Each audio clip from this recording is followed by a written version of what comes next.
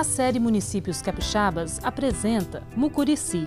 A partir de agora, você vai conhecer um pouco dessa cidade que tem a história marcada por conflitos territoriais, mas que hoje desfruta de tranquilidade e da expectativa de um futuro promissor no turismo. Localizada no extremo norte do Espírito Santo, a pequena cidade de Mucurici conta com pouco mais de 6.000 habitantes. Está a 350 quilômetros de Vitória e faz divisa com Minas Gerais e Bahia. Não é por acaso que os primeiros habitantes daqui são desses dois estados. Eles chegaram por volta de 1920. De onde vêm essas pessoas? Em sua maioria, elas estão vindo do sul da Bahia, de Minas Gerais, fugindo de uma série de problemas, seca, fome e, sobretudo, vindo para cá na expectativa de melhorar a condição de suas vidas, né? É isso que eles buscam inicialmente, condições melhores para viver. Fogem dos seus estados de origem em busca de melhoria aqui no extremo norte. Na verdade, eles vão se encontrar numa região em que era conhecido como terra de ninguém. Por que terra de ninguém? Tem muita terra, mas não tem gente habitando propriamente dito, não tem leis, há uma ausência de leis, há uma ausência do Estado. Alguns vão viver da derrubada da mata, que é extremamente densa. Na verdade, a derrubada de matas na região do extremo norte vai ser o grande responsável pelo desenvolvimento do lugar. O agrupamento desses pioneiros deu origem a um povoado, logo conhecido como Comercinho de Palha. Por que era comercinho? Década de 20 chega, não tem nada, não tem onde você comprar alimento, não tem muita coisa. E aos poucos um desses desbravadores, um desses pioneiros, construiu uma pequena, eu posso dizer, uma pequena casebre, onde se vendiam os produtos de maior necessidade. Davam esse lugar como referência, eu quero ir no Comercinho. Então, o nome Comercinho tem a ver inicialmente com essa questão, a referência que o lugar tinha. Comercinho porque era o lugar que as pessoas compravam. Depois de palha, porque a cobertura das casas era feita desse material ou de tabuinhas abundante na região.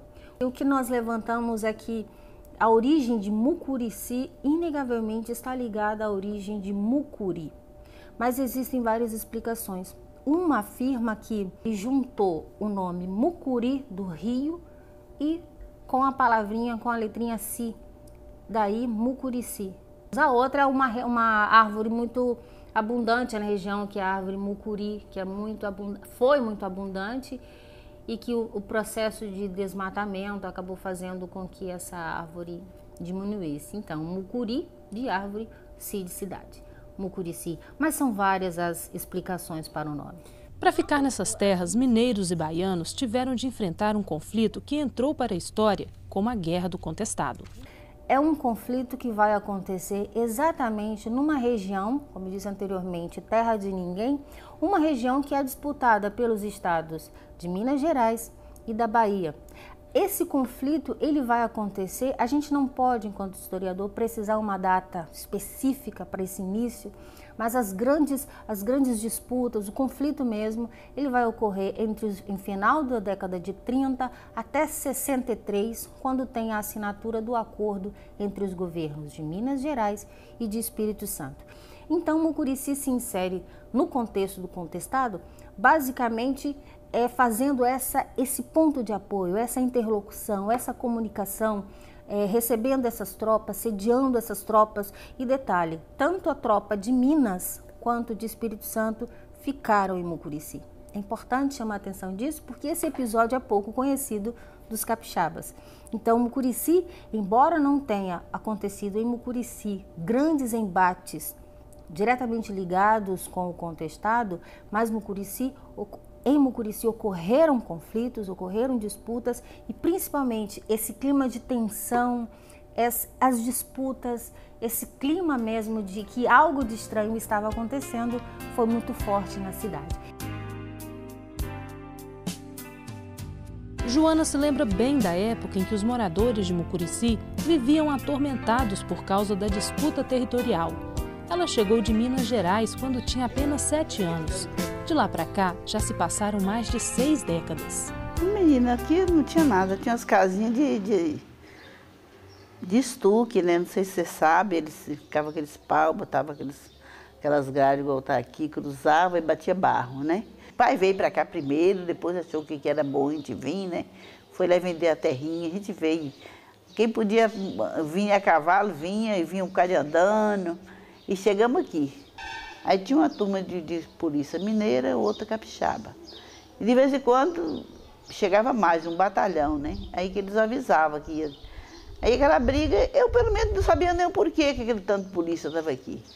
Daí nós fomos vivendo com aquela briga. A polícia brigava, eles mesmos brigavam entre si, que era muito homem, né? Brigavam entre si, de noite. Mãe tinha 2 filhas moças, né? E tinha eu que era menina, e tinha outra pequenininha.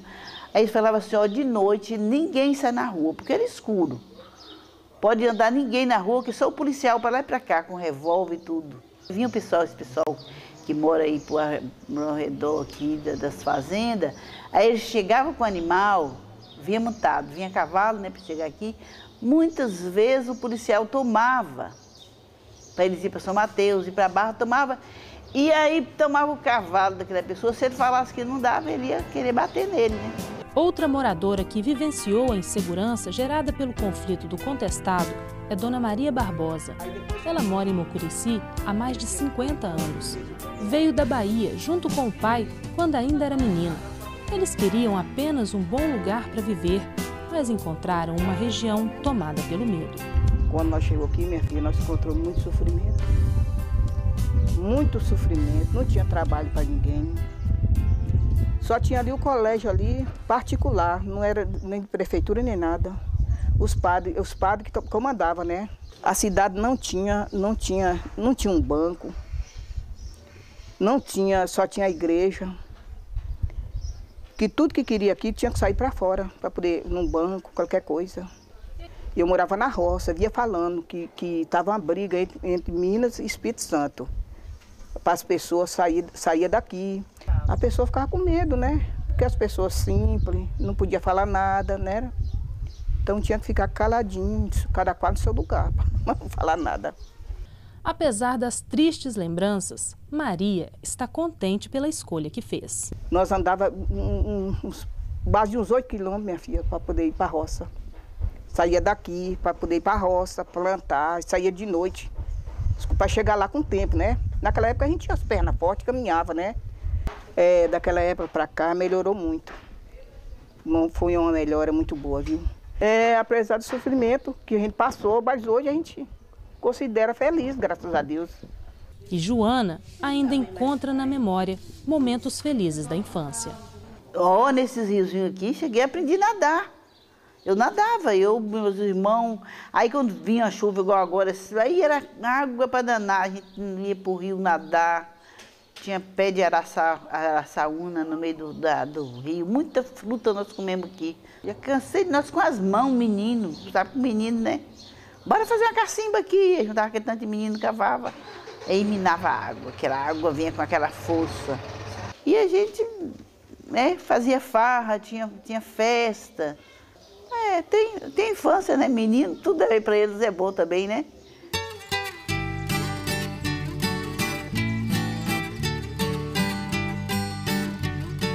Com o fim do conflito e a emancipação política, veio o crescimento populacional devido à extração de madeira nos anos 50.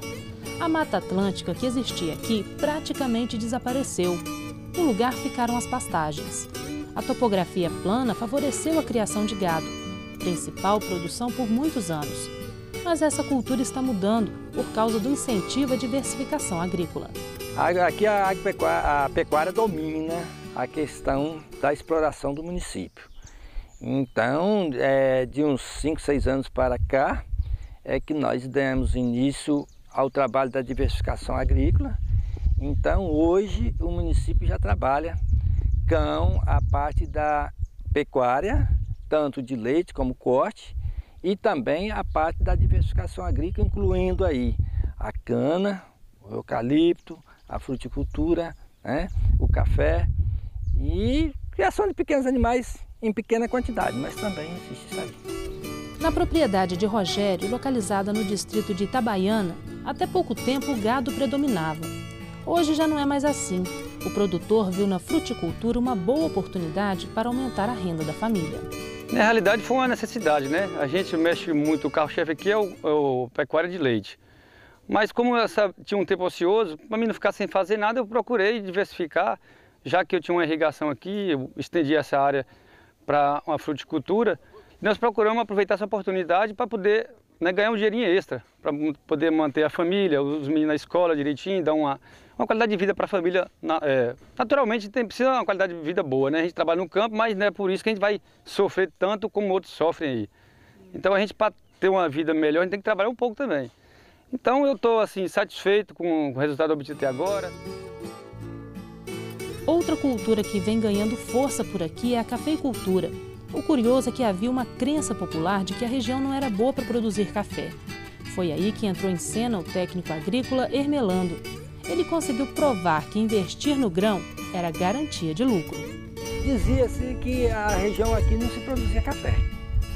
E aí então, eu não tenho muito assim apetitão voltado à parte da pecuária.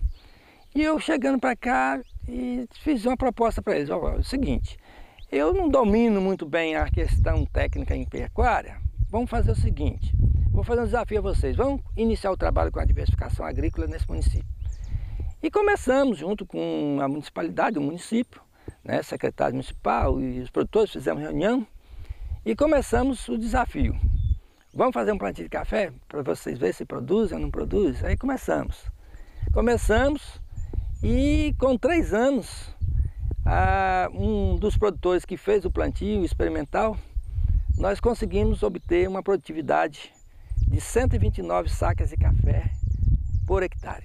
Você pegar 129 sacas de café, fizer a conta, 129 sacas a R$200, dá 30 e poucos mil reais, né?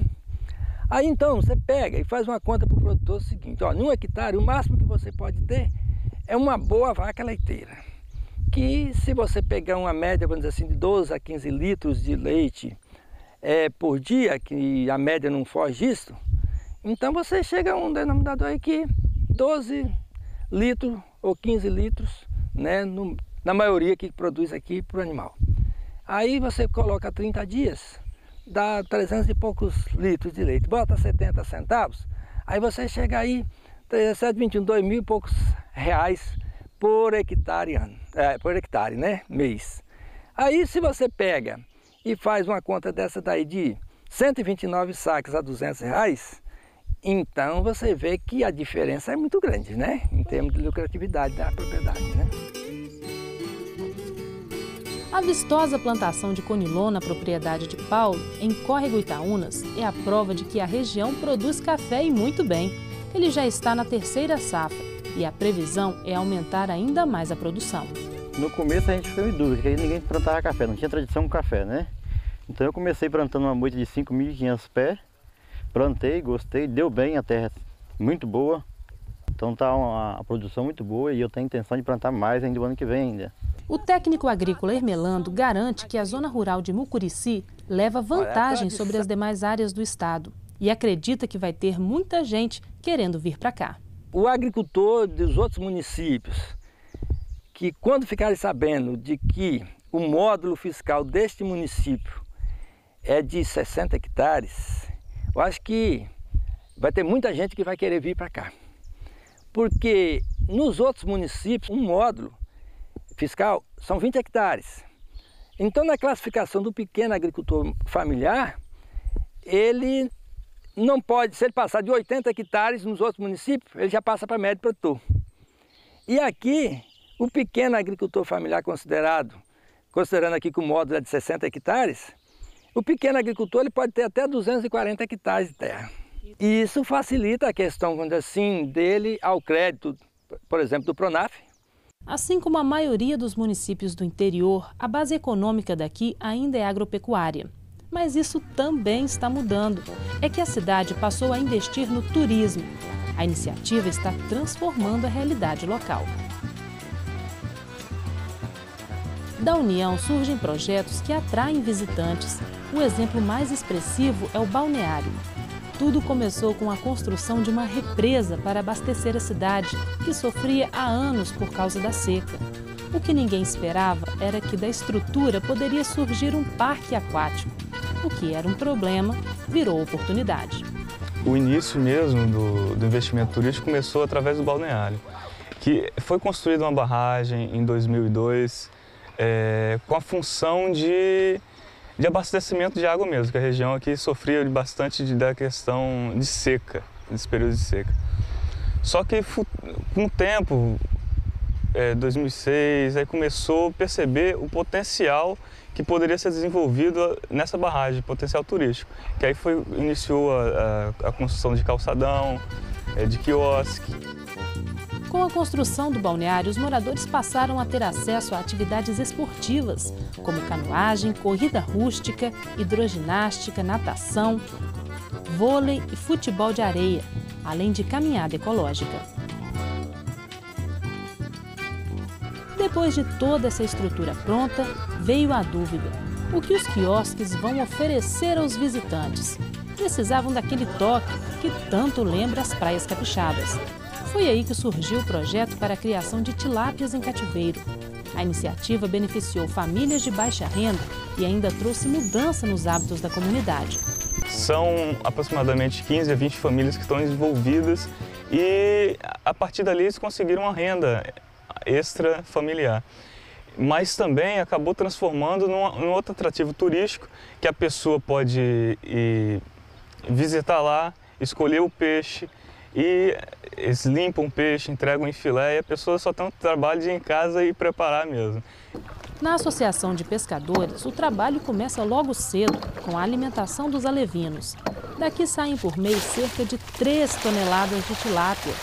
E olha que mal dá para atender o consumo local. E hoje a tilápia substitui muito bem o peruá, né, que é um peixe mais consumido aqui na região.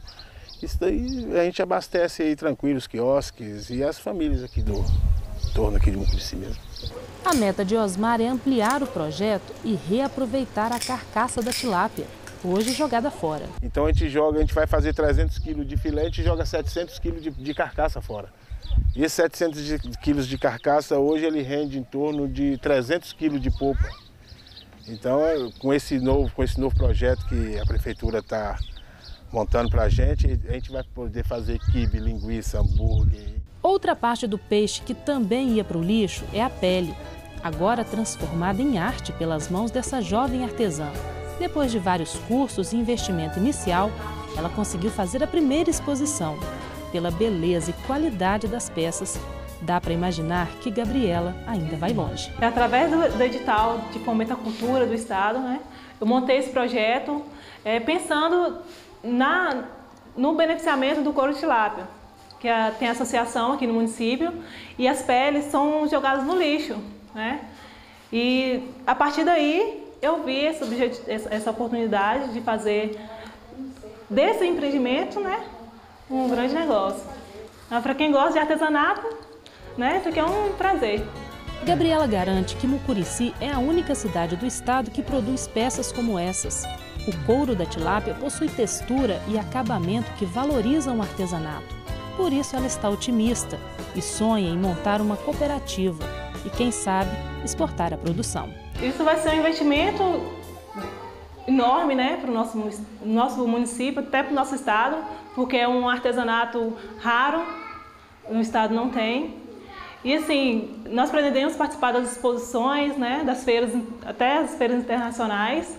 Nós temos uma equipe maravilhosa, né, que estão fazendo os artesanatos, colaborando para que tudo dê certo também. Logo quando iniciou esse projeto, também foi dado curso para ensinar como curtir o couro da tilápia, até porque na região as pessoas não conheciam o valor comercial que isso tem. Cada um foi descobrindo um novo comércio, uma forma de gerar renda para a família. Isso foi maravilhoso.